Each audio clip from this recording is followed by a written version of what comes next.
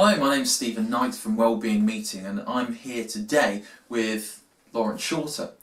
Now, Laurence, you've recently released your second book, The Lazy Guru's Guide to Life. Your first book being The Optimist, One Man's Search for the Brighter Side of Life.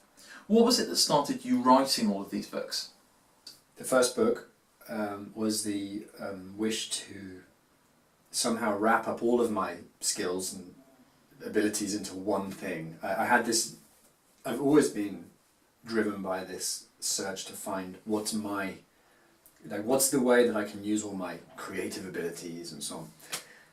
Having started in business and not feeling very good about being in business, feeling like, when I left university I was wearing a suit, had to shave every day and, do my tie properly and take the tube to the office, and I got told off for opening an orange once in a meeting, that kind of thing. So an environment which was so stifling for me personally. For some people it's very empowering or it's fine, but I felt for years that I was kind of stuck in the wrong body.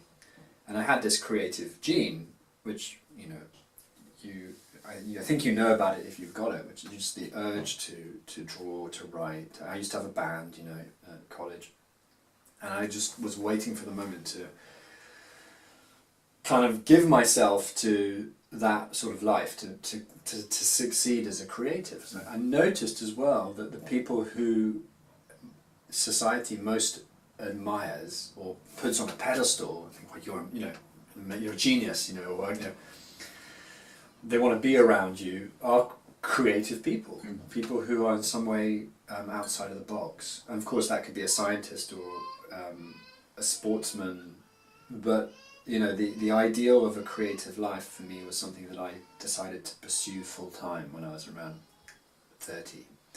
Quit my job, and I have not had a salary since, for 15 years, So, and that's quite exposing. Okay, I'm just going to trust in the universe and I'm going to do my thing. And so I did a bunch of things. I did stand-up comedy. I tried to write a novel first, then I did stand-up comedy, then I and I carried on doing kind of freelance consulting. And then I thought, okay, I'm going to wrap all my abilities together in a book, and that book's going to get me on telly. And the book's going to be a book of interviews with people, because I love to interview people and chat with them, and I'm brainy and analytical, and I like to see common threads. And so I decided to go around the world interviewing optimistic people. And when I had this idea, I was so excited, because this is the idea. It's going to make my whole life come true, right? I'm going to finally start living the life I want to live. And what I wasn't expecting when I embarked on this project of interviewing people all over the world who had this sort of mindset of optimism was that it was going to change me in ways that I wasn't expecting. And the first way that it changed me was that it showed me that underneath my wish for everything to go well, or my wish for optimism, and I wanted to look on the bright side. I had this word called the jump out of bed factor. I wanted to jump out of bed in the morning, be full of energy, and I saw other people with that kind of energy. I was like, how do they do it? I want to have that kind of, The first thing I learned was that underneath that wish there was a whole bunch of pessimism that I had that I didn't even know about.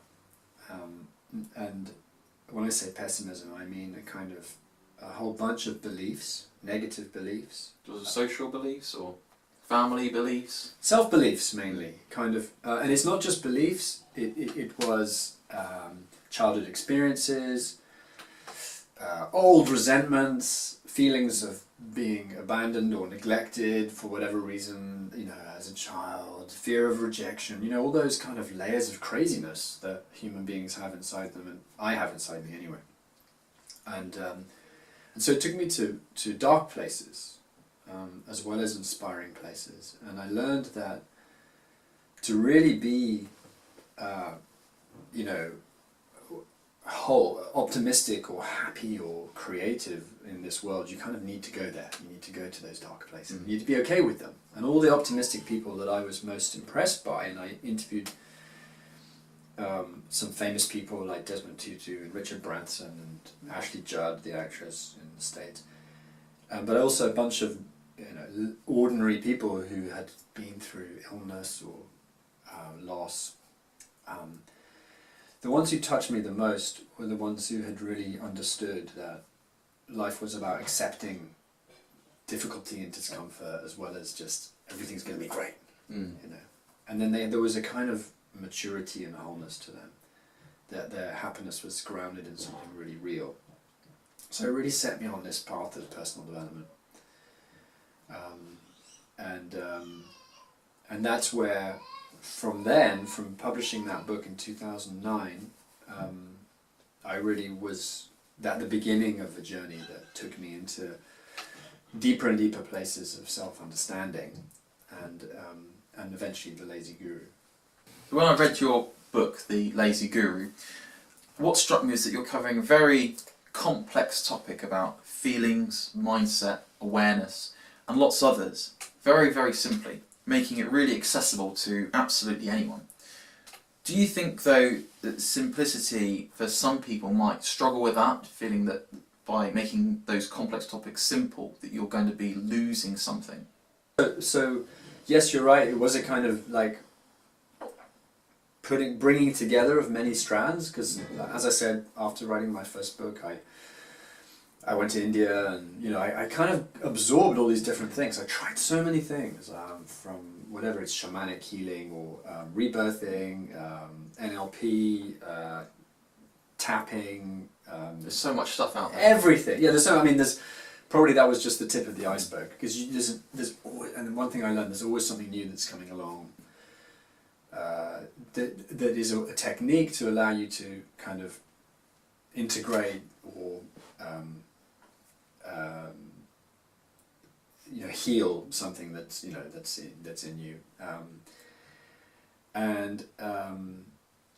I realized somewhere along the way that what was most powerful for me as a technique was doing as little as possible to try and fix things. So it's not about doing as little as possible in life, because life, part of life is about doing things, right? So being happy, part of being happy is like, we're going to go for a walk this afternoon, right? Because we want to move our body, we want to be outdoors, we want to be active. When you have a family, when you have a kid, for example, your life becomes completely active all the time. You're always doing some kind of work, Does that mean all parents are happy then? Well, I'm not saying that work makes you happy. I'm just saying that you're in action a lot, and I think lots of parents are very unhappy, and I've been through quite a lot of unhappiness as well, adapting to, okay, from now on my life is all about work. There's those periods of relaxation and ease and so on. They become much smaller. So no trying is not about not working. It's about a shift from an attitude where there's something I've got to fix. There's something not right in myself or in the world, and I'm going to really work hard to change that or fix it. And no trying is an attitude which is it has a bit of provenance especially in the East, in China, the phrase wu wei, which is spelled wu wei. Right. Which means this sort of state of effortlessness or no trying. In Taoism, in Taoist culture, it's about there being a kind of creative flow of the universe that naturally will organize things in the most efficient way, in the most optimal way, if you allow it to. And this is a very Eastern kind of thing. Of course, it's becoming much more Western now as well. But traditionally, the idea of flowing with stuff that's happening rather than resisting it or fighting it, as exemplified in some of their martial arts like Tai Chi or Aikido, the Japanese, where it's about just moving with or redirecting the flow of energy rather than creating a new energy. Whereas in our Western culture, for I don't know how long, maybe a few hundred years, it's about being effort, struggle, overcome, vanquish, triumph, and it's a completely different model. Very chivalric, isn't it? I suppose maybe it has its roots in feudalism and chivalry, slaying the dragon and reaching paradise, and so we've created a society that's very much about achieving, about getting somewhere, about creating a goal, an imaginary goal that when you get there you'll be happy, and that's amazing. It's created an amazing world where we have cars and planes and medicine and all sorts of and abundant food and so on. But it's also, as everyone knows, it's beginning to be very unsustainable. And so no trying is about really bringing in to our culture a bit more of that, just letting things flow, letting things go rather than trying to fix them. It's a subtle thing, because I'm not saying that I don't want to fix certain practical problems, but how I fix them is from an attitude of everything is okay now already, and it's just and the solution will come on its own in the right time. Do you think that's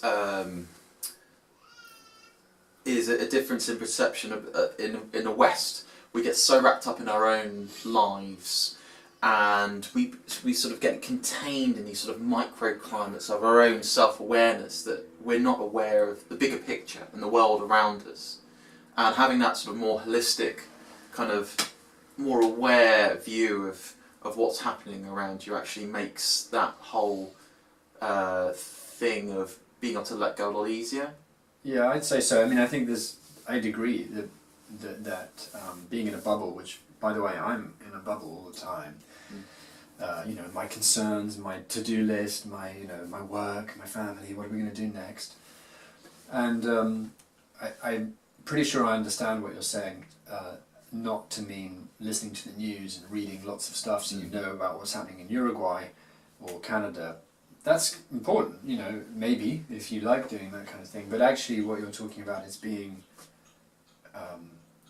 is sort of opening your perception a little bit so that you are sensing what's around you. I have this game I play with people in workshops where they've been in a meeting room for a day or half a day, and I just say, okay, we're going to take 5 minutes and we're just going to kind of stand up and walk around the room, and I'd like you to notice 3 things you haven't noticed before.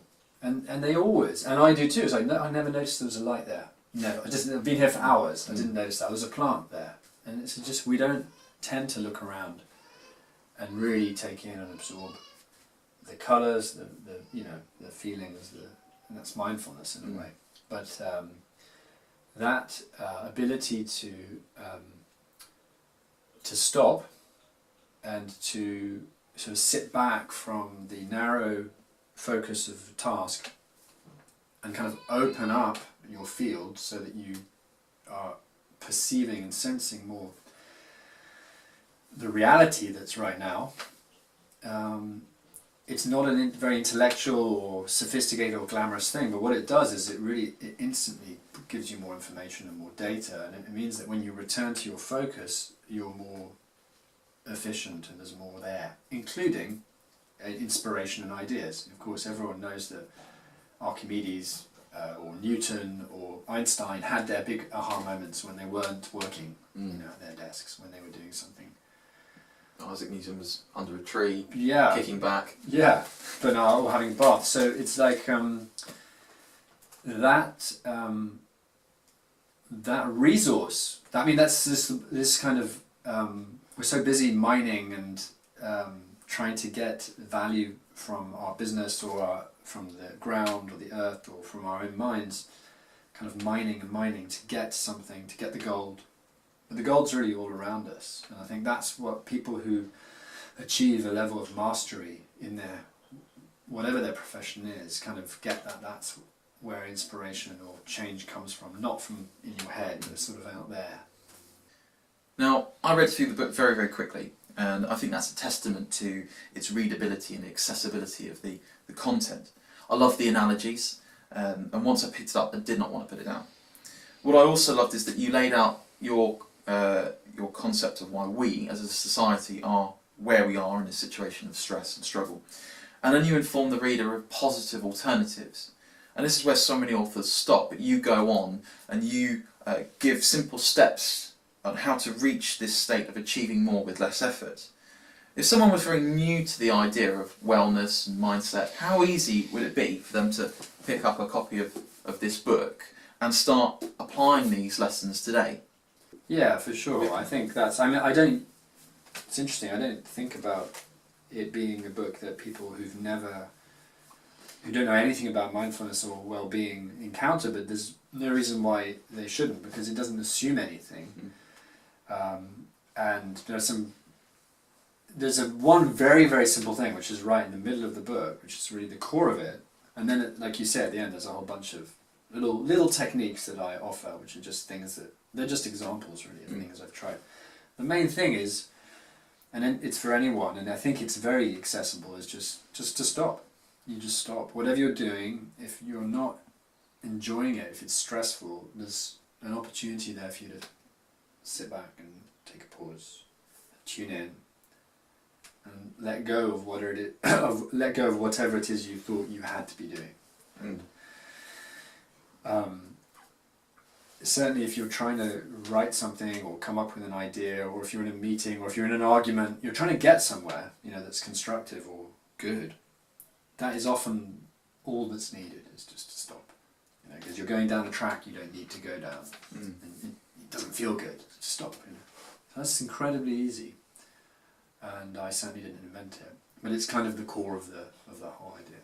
There's a fear involved in that we have to keep going, otherwise the whole world's going to fall apart and something really bad's going to happen. Yeah, you see that if anyone who's ever had a first date, in a restaurant, and you're nervous, and you just keep talking. Yeah. There's a silence, you're terrified, it's so awkward. But you'll see that showing up in businesses, in meetings. You'll see it showing up when you're working at your desk on your computer, and instead of taking a moment to stop, you just keep going into another task, or you keep checking your emails. And I get caught in that all the time. There's the email, which is like a kind of, each time a new email comes in, it's like a miniature dopamine hit, right? So you get some little stimulation, but it doesn't really take you anywhere that you want to be going. And so having the discipline of just, okay, I'm just going to put that down, stop. It can be frightening, because if you're not used to it, you're like, what's going to happen now? Yeah, this is unknown territory. Yeah, and then what happens? Lots of judgments tend to come up. Not just that it's unknown. That's in a way not the worst thing that can come into your brain. What tends to happen is like, I'm being lazy, or I'm stupid, or I'm stuck, or stuff comes up that you usually don't want to know about. And that's what I was talking about earlier. There's beliefs that are there underneath the kind of surface. The word "should" comes up quite a lot, doesn't it? I should be this, or I shouldn't be that. Yeah, or I should be doing this, or I should be working. I should be working. And in the book we talk about, that is me and the Lazy Guru, we talk about shoulds. So there's the idea that we're driven by these shoulds, and they're mainly invisible.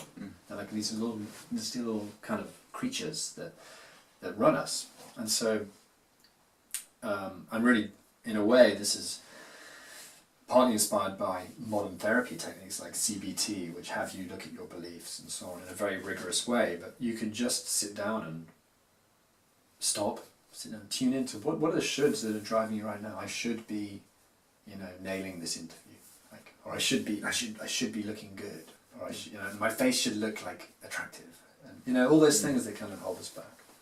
If people watching this video would like to learn more about how to achieve more with less effort, if there's things that you've said in this interview that have piqued their interest, how would you suggest about going and getting a copy of your book? Is it available in shops or online? Yeah, it's available on Amazon in the UK, in the USA, and other countries.